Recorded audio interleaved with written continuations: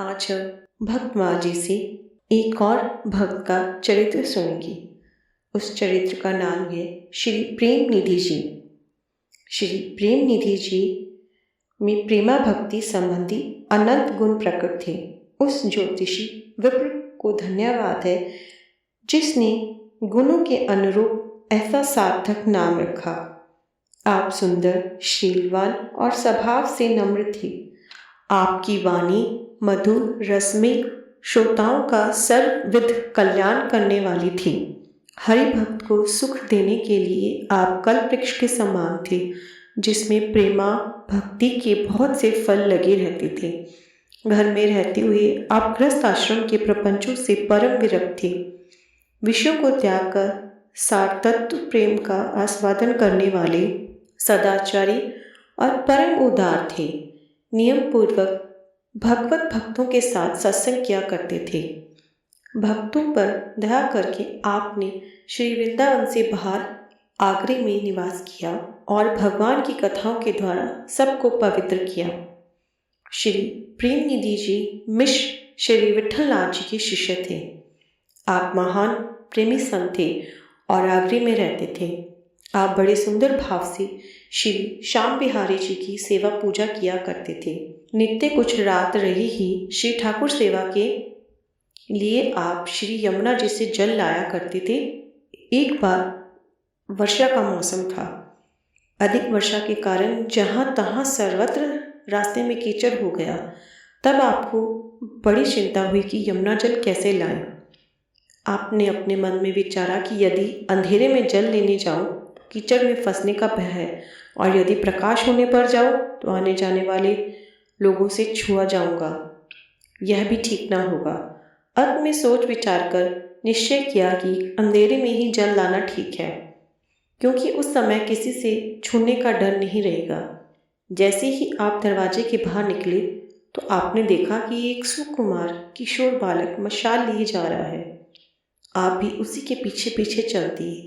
श्री प्रेम निधि जी ने अपने मन में समझा कि यह बालक किसी को पहुंचाकर वापस लौट रहा है। कुछ देर के बाद अपने घर की ओर मुड़कर गायब हो जाएगा। पर अच्छा है, कुछ देर तो प्रकाश मिलेगा। जितनी देर मिलेगा उतनी दूर तक सुख से पहुंच जाऊंगा। इस प्रकार आप सोचते ही रहे, परंतु वह बालक किसी दूसरी ओर न मुड़कर यमुना जी के किनारे तक आया। इससे इनके मन में बड़ा आश्चर्य हुआ और उस मशालची लड़के में ही मन को लगाए हुए आपने श्री यमुना जी में स्नान किया, परंतु इनकी बुद्धि को उसके रूप ने अपनी ओर खींच लिया।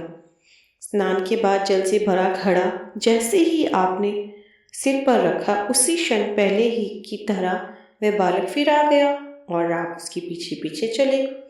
जैसे ही आप अपने घर के द्वार पर पहुंचे, वैसे ही मशालची लड़का गायब हो गया। ओहो, प्रभु ने यह क्या किया? वह बालक कहाँ गया? कौन था? उसे पुनः देखने के लिए आप आतुर हो गए और आपके नेत्रों से आंसू की धारा बह निकली।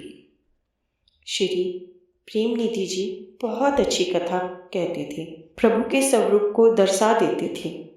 उससे श्रोताओं के मन को अपनी ओर खींचकर उसमें भगवत भक्ति के भावों को भर देते थे। यह देखकर दुष्टों के हृदय में बड़ा दुख हुआ। ईर्ष्यावश उन्होंने बादशाह को सिखाया। शिकायत करते उन्होंने कहा कि प्रेम निधि के घर में अच्छे अच्छे घराने की बहुत सी औरतें हर समय आती जाती रहती हैं। यह सुनकर बादशाह क्रोध से जल उठा। उसने अपने सिपाहियों को आज्ञा दी कि प्रेम निधि को फौरन पकड़ लो। श्री प्रेम निधि जी जिस समय जल भरी झारी बड़ी प्रेम से भगवान के सामने रखकर उन्हें जल पिलाना चाहते थे, उसी समय चौकीदारों ने आकर इन्हें बादशाह की कठोर आज्ञा सुनाई और कहा, अभी इसी समय हमारे साथ चलो। ऐसा कहकर वे लोग शोर मचाने लगे। तब भगवान को जल पिलाए बिना ही प्रेम निधि जी बादशाह के समीप गए। उसने इनसे पूछा, कहो क्या मौज बहार है?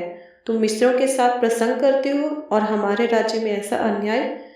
यह सुनकर आपने कहा, मैं संसारी विषयों की बात ना कहकर भगवान श्री कृष्ण की कथाओं का वर्णन करता हूँ। जिन स्त्रियों या पुरुषों को कथा अच्छी लगती है वे आकर कथा में बैठते हैं। जो किसी कथा रूपी तीर्थ में श्रोता को डांटे, फटकारे या निकाले अथवा उनको बुरी निगाह से देखे तो उसे बड़ा भारी पाप लगता है। यह सुनकर बादशाह ने कहा, ये बात तो तुमने बहुत ठीक कही, परंतु तुम्हारी गली मोहल्ले के लोगों ने ही आकर तुम्हारे संबंध में मुझसे जो कुछ कहा है उसके अनुसार तुम्हारा चाल चलन रहन सहन और कुछ और ही है। यह कहकर बादशाह ने चौकीदारों से कहा, तब तक इन्हें हवालात में बंद कर दो, अच्छी तरह जांच पड़ताल के बाद में फैसला करूँगा। ऐसी आज्ञा पाकर सिपाहियों ने इन्हें ले जाकर कैद खाने में बंद कर दिया। भक्त वर्ग श्री प्रेम निधि जी को कैद खाने में बंद करवाकर बादशाह उस रात में जब सोया तो श्री बिहारी जी ने उसके इष्ट मोहम्मद साहब का भेष धारण कर सपन में उससे कहा, मुझे बहुत ज़ोर से प्यास लगी है। बादशाह ने कहा, आप खाने में जाकर पानी पी लीजिए। यह सुनकर प्रभु बहुत रुष्ट और बोले, वहाँ कोई प्रेमी भक्त है जो मुझे प्रेम से पानी पिलाए?